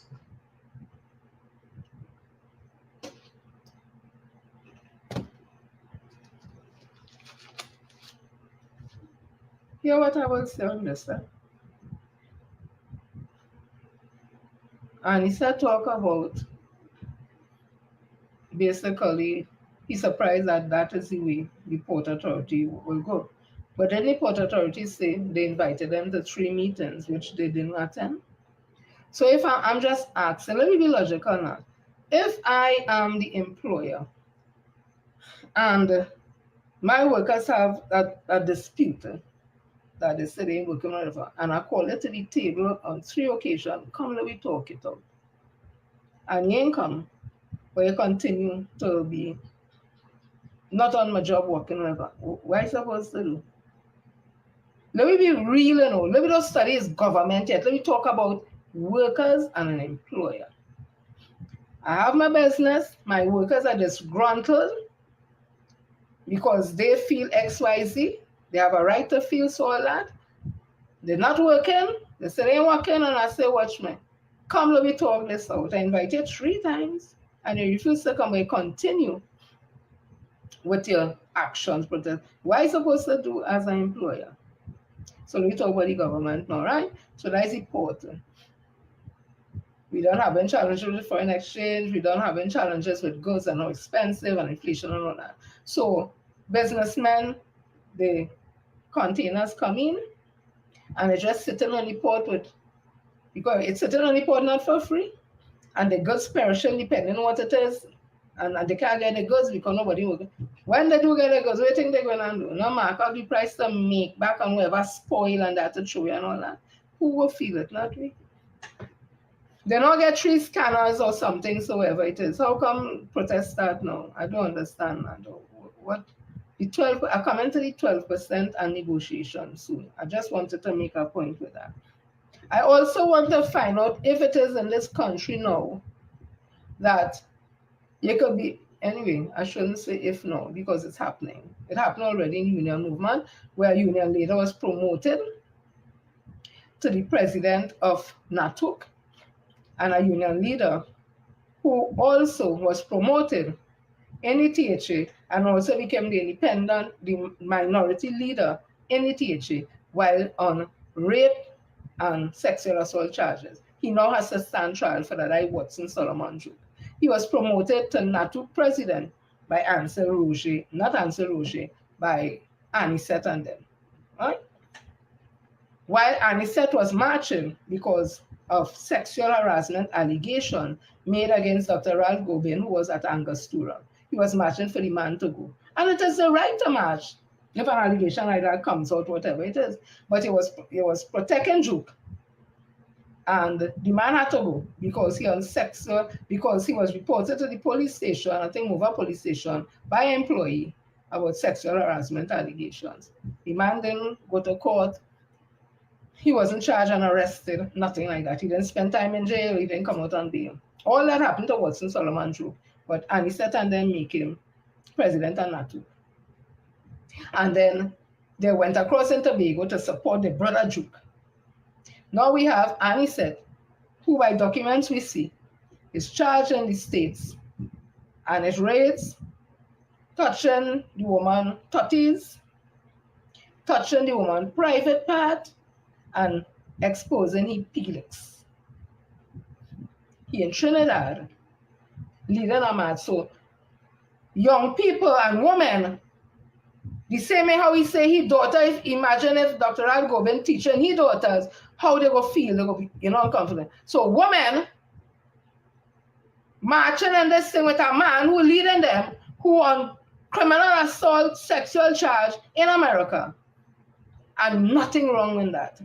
I want to tell you workers and them something, Sugar welfare workers had followed Watson Juke when he was shutting down here and telling workers don't work and thing on health and safety. And those sugar welfare workers, they followed Juke in that, and 3 months they walk off the work. They ain't working. They ain't working health and safety. They ain't working. They ain't go through the proper channel. Juke say, come out the building. They follow them. And those unfortunate workers, you know what happened? Sugar Welfare Association took them to court. When the matter and they had was to pay back sugar welfare workers or Sugar Welfare Association for the 3 months there was none of the people work. That was the payback.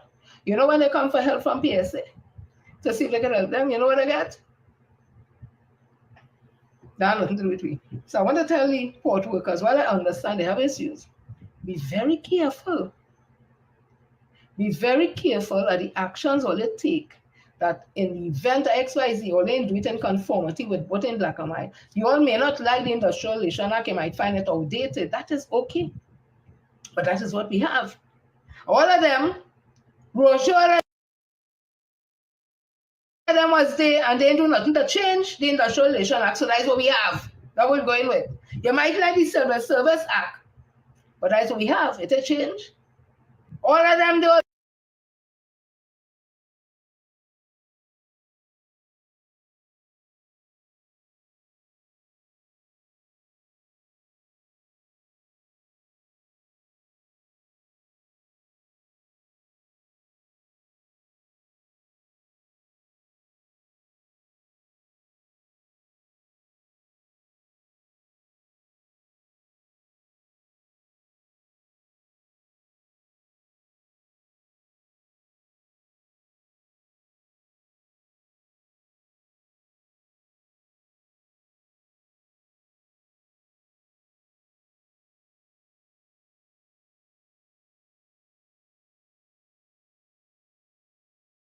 Every time they try to change and amend nothing.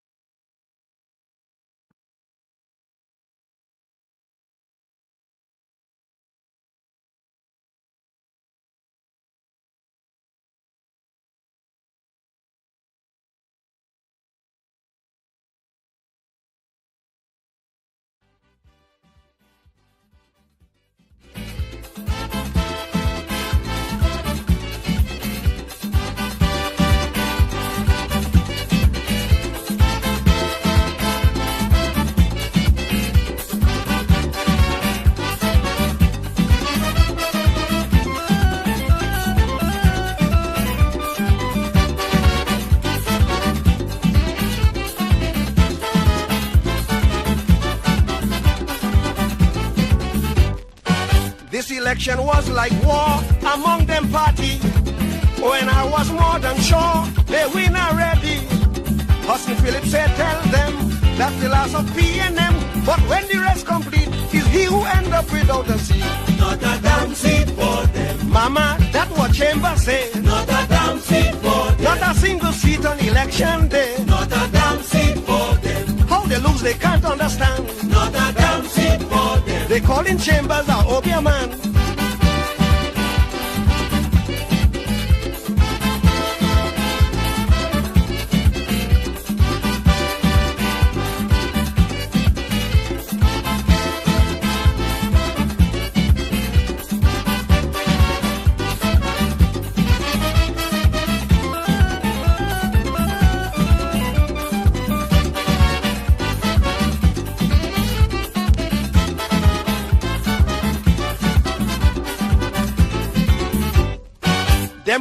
jump and whine, making a big show. As they had the crowd behind, everywhere they go. So they thought that crowd was both. They say they're gonna cut the throat. Sparrows start to ball when they hear not a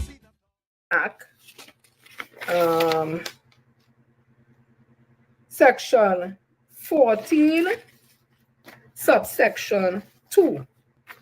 It says the Minister of Finance may from time to time make recommendations with regards to remuneration to be paid to civil servants. So the minister could tell the CPO, hey, I look at all this, that, you offend 5% or 6% or whatever the case may be. That is his right under the Civil Service Act, right? Also,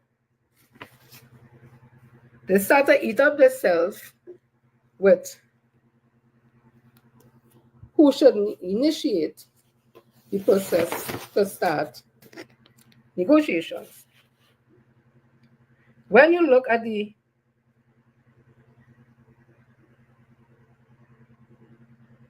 Industrial Relations Act, Section 44(1), it says, a recognized majority union or employer, the employer is the government via the Minister of Finance via the CPO, a recognized union or employer that proposes to initiate the negotiation of a collective agreement shall send to the minister particulars of several matters and things on which is to be negotiated. Simply meaning, if the Minister of Finance does not indicate to the CPO to initiate the process of negotiations with the recognized majority union, under the Act, under the Industrial Relations Act, the unions have the authority to also initiate. So if they have the wage proposal ready, the 3-year period coming to an end or whatever, because the negotiating period, listen to the negotiating period is a collective agreement, that is Section 43(1) of the Industrial Relations Act. A collective agreement shall contain effective provisions concerning appropriate proceedings for avoiding and settling dispute and shall, subject to subsection 3, be for a term to be specified therein, not less than 3 years and not more than 5 years, right? And section 3 is where an undertaking to which a collective agreement relates is likely to cease operation within 3 years to the date of the agreement, or a collective agreement contains special provisions which have been agreed upon subject to the conditions that such provision are to have effect for a period less than the duration of the collective agreement, right? Unless there has been some type of special agreement. When you go before the CPO, it is for a 3-year period, not less than 3 years and not more than 5 years, right? So I keep saying again, if the Act states that the union or the employer could initiate the process to start negotiations, and a negotiating period is 3 years. So let me take it to 14, 15, 16. So for the period 14, 15, 16, as a union, you have a wage proposal for that 3 years ready. You see that the CPO is not reaching out to you to start the process. You could reach out to the CPO, go and carry it up, tell the CPO XYZ, we're making a date. And if the CPO, when you do all that, is failing to meet with you to start the process of negotiation, why nobody take it to court? Did I take everything else to court? Why did they not go to court to see judicial review to these areas in the Industrial Relations Act that I speak about, and the Civil Service Act, and file an industrial relation offense against the CPO and via the Minister of Finance for failing to meet and treat with the union for the prescribed years for the negotiating period? Because the union would have gone out to the CPO to start and the CPO refusing. Why didn't do that? They sit down 14, 15, 16, 3 years passed, 17, 18, that's the 5-year limit now, 19.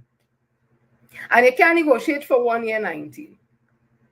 And it can't be more than 5 years, a negotiating period, and less than 3 years in front of the CPO. So let's sit down all them years, and all they do nothing. All the wait until the government called the Minister of Finance, call all unions to a virtual meeting, so that would have to be after COVID-19 really. So that might have been 2021, somewhere around there. To a virtual meeting to show you all about the economic landscape of the country at the time, and they could only offer the 4%. That's where the whole thing started. The government called them and showed them an economic snapshot or whatever you want to call it of Trinidad and Tobago and where they are with money, and if they pay more than 4%, what will happen, what can happen, this could happen, whatever it is, right? And then the negotiation started. If the unions, as I said, had any data and evidence to show that what the Minister of Finance would have shown at that economic recovery seminar, whatever they went virtually, then the 4% may have been able to increase. But they had nothing to show. But they hold out, and in my opinion, they hold out because they didn't want the members to feel as if they just cave in. But they knew eventually it was going to reach where they have to accept it. Ask any one of them union leaders that. So right now, the only two unions who haven't accepted is PSA and NUGFW. And I understand the new NUGFW President General, I'm hearing on the grapevine that he is going to accept the 4% and also move on.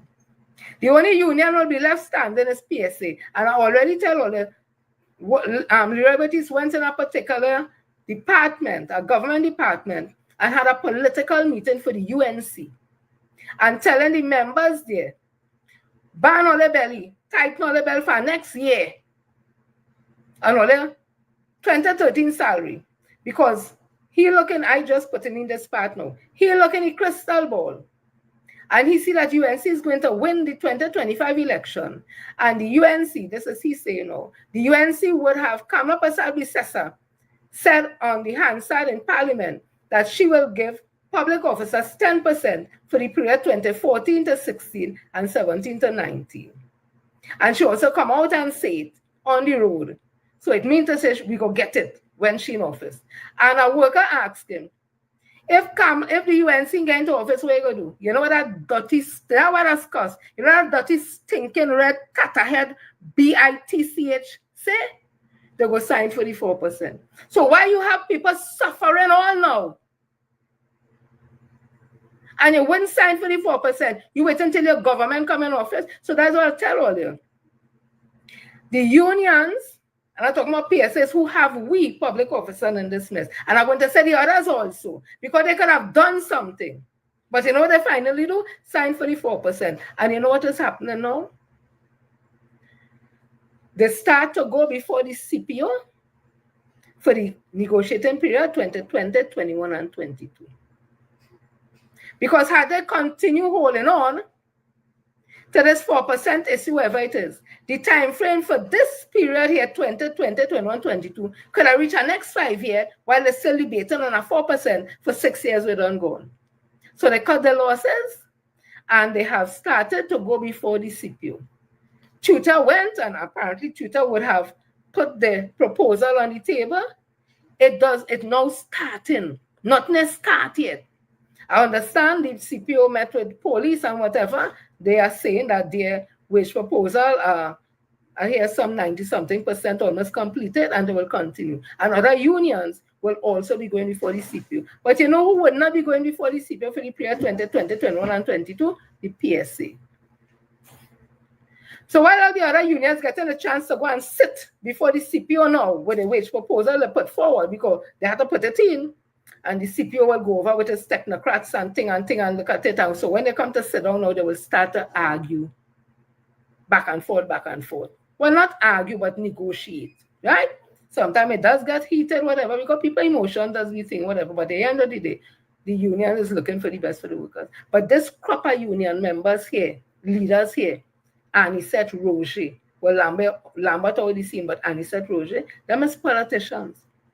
Them want to be the employer. Because as union leaders, they are the employees of the members. They work on we behalf, but they want to be the employers. And how they want to be the employers? They want to be in politics and the politician.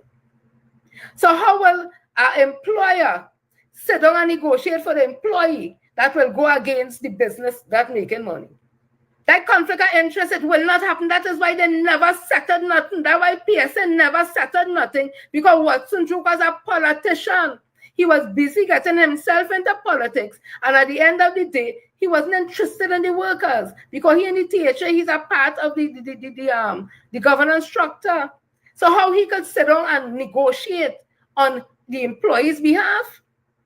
Does that make sense? So that is why unions are where we are right now, and unions haven't set us in 2012 and 2013, and because people have been playing politics, or some of them don't understand Industrial Relation Act, some of them must never went Cipriani, I don't know. But they're fooling members and going back with this long time way. Let me go on the street and start to get on. The days of those things have come to kind of... Going on the street is the last resort after they tried everything else. You can't go and sit in front of the CPO for 2 minutes. And because the CPO hold his or her position, you tell the workers outside all they're going to match. That is not negotiation. That shows laziness. That shows that all they do not have the expertise to sit down and negotiate. You have to sit at the table until you get the job done. That is where your power is. Anytime you walk away from the table, you send a signal to the government that you don't have nothing. And the government will wait you out. But when you sit at the table and you back and forth with them, wherever, they realize they have a fight on their hand. On the road, they don't have no fight. So have placard up and down. That is when you try every single thing and nothing works. But you can't put the cart in front of the horse and expect you'll get success and then cost the government. Start to cost your union leaders. I'm telling you that. Start to cost them, because what have they been doing? Costly Baptiste, don't cost me. What has he been doing? Cost them. Who all kind of charge for sexual assault and this and that and all them things and standing up to defend all here. Cost them. Don't cost no government and no SRC. The people under the purview of the SRC, they went and get their qualification and the this and the that and the whatever it is, and they deserve the money. If the government choose to debate it and accept it, I them affair. Me ain't getting in that, but the point I'm making, you can't mix up that with public officers and this 4%. It makes no sense.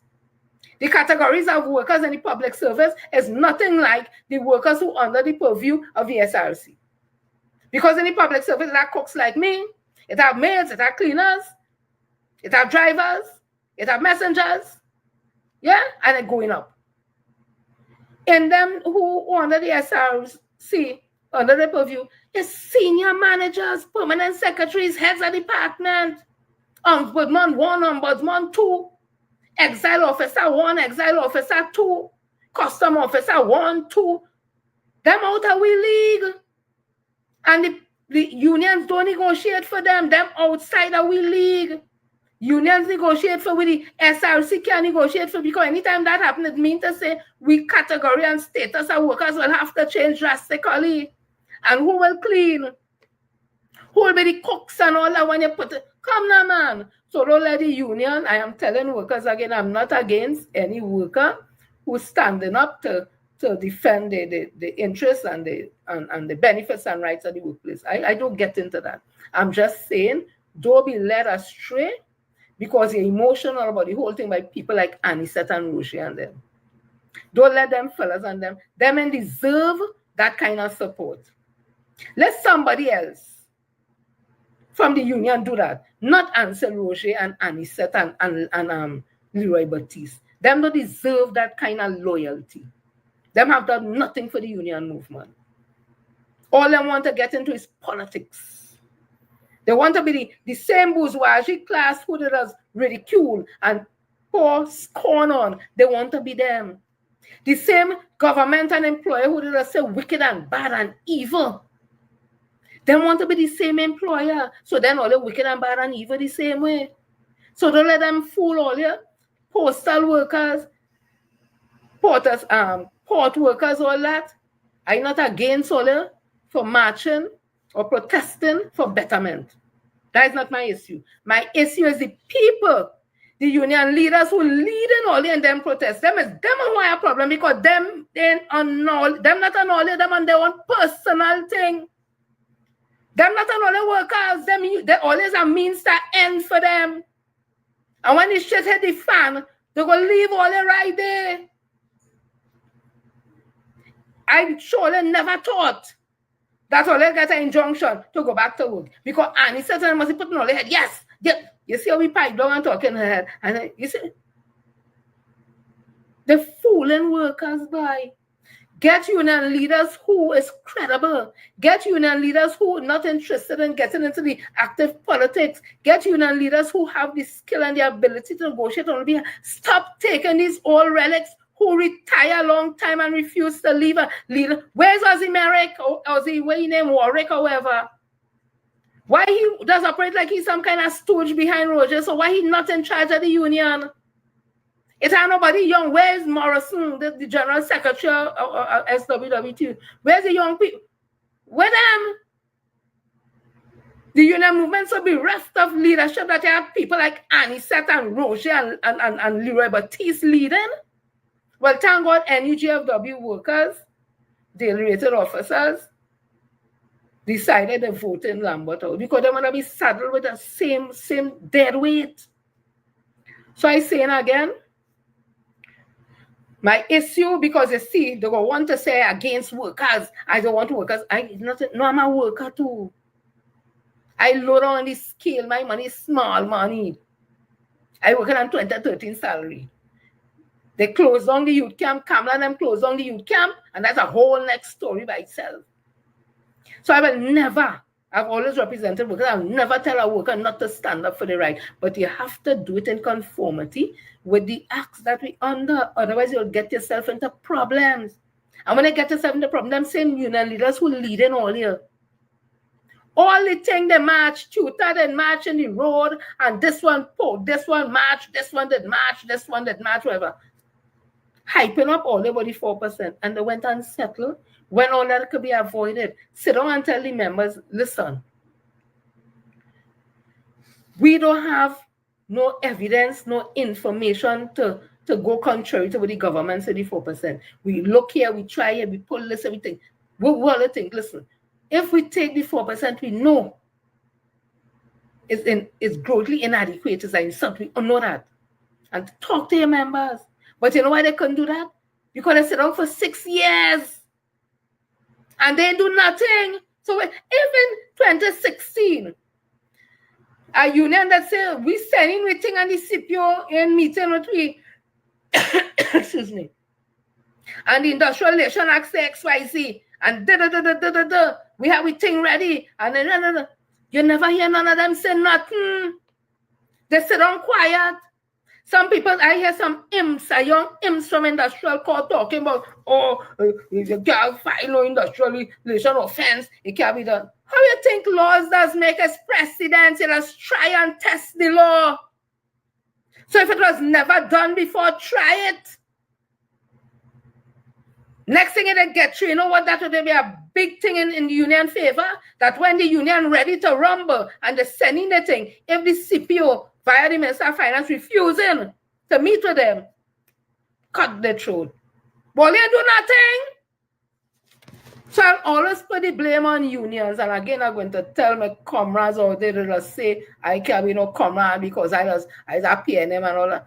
All them marching, they always something with always PNM, UNC, PDP, PMC, wherever, all they do vote, all they no part, wherever it is, all they are part of something. So all the time, no shit, and I ain't no leader, no union. So I can make no decision that will impact all you and create no kind of conflict of interest. So whether I support the PNM or not, this is not PNM, this is black and white. All I read from is not PNM, that is black and white. The information I bring is not PNM, it's black and white. So let me know what it is. I know I talking about. I went and trained, and I took my training serious when the union sent, when PSA was PSA. The union sent 7 of us to go and study industrial relation, labor law, to come back to work and build and develop with PSA. And then 7 others went after us, and that is how PSA was. A place of learning, a place of education, a place of vibrancy. We know how negotiation does go. We are part of negotiation.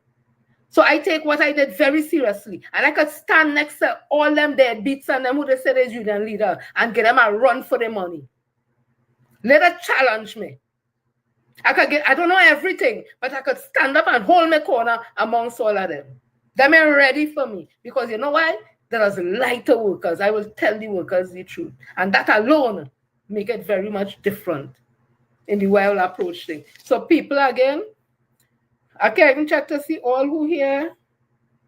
Okay, let me see. Because on just now, okay. So Joel, Anne-Marie, Alicia, Rudolph, Rose, Leon, Marilyn, Elsa, Charles, Roxanne, Diane, Jenny, Barbara, Ezra, Glennis, Cheryl, Lenore, Hazel, Kathleen, Lydia, June, Nicole, Sandra, Marva, Kurt, Angela, Hazel, Oscar, Joycelyn, Helen, Ross, Rahans, Pleasantville, Kelvin, Kato, Robert, Lois, Nicole,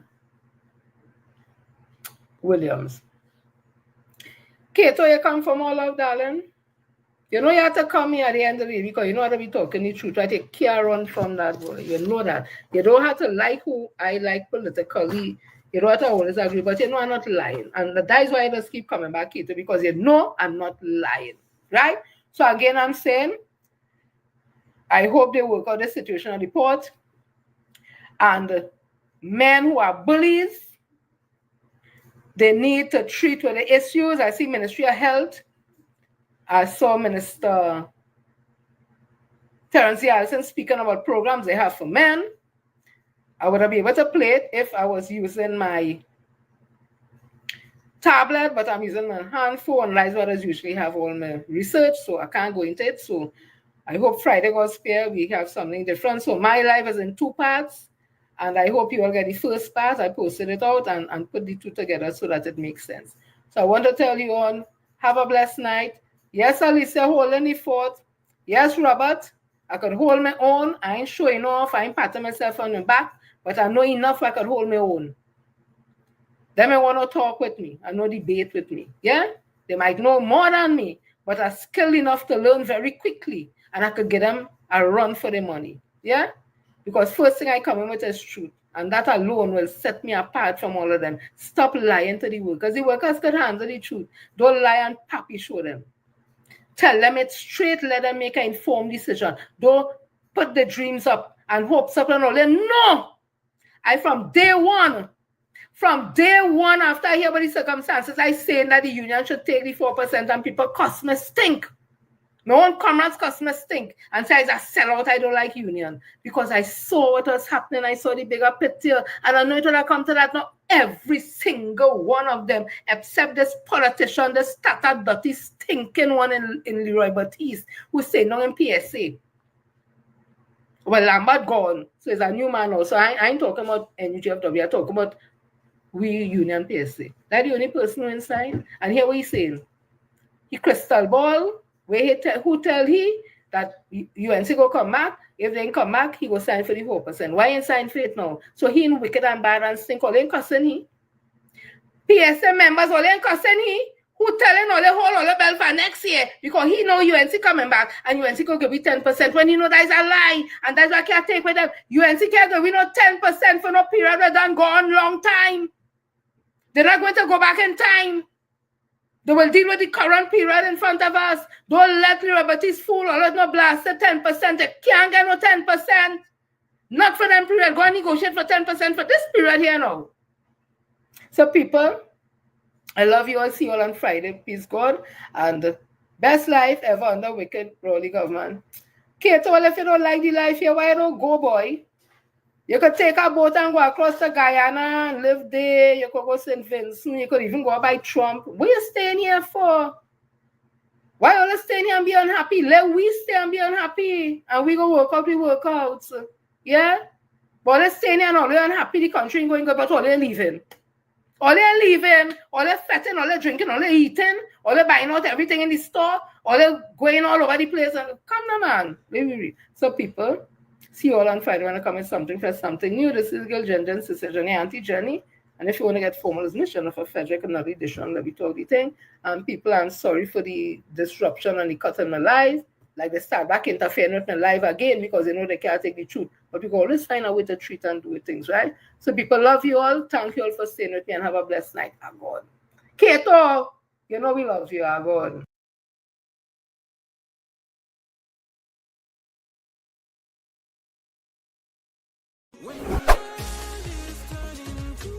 Fearless Warrior presents a 4-part series, Living with HIV. Tune in on Sunday at 8 p.m. for Part 3 as we chat with Ms. Lisa Ram Logan. This broadcast is for mature audiences. Viewer discretion is advised. For more news, entertainment, and informative content, visit our BounXup Central Community Hub, the platform that's We Ting, created for we, by we. Keep the conversation going, even after the show. Chat in real time on our 24-hour live chat central at BounXup.com.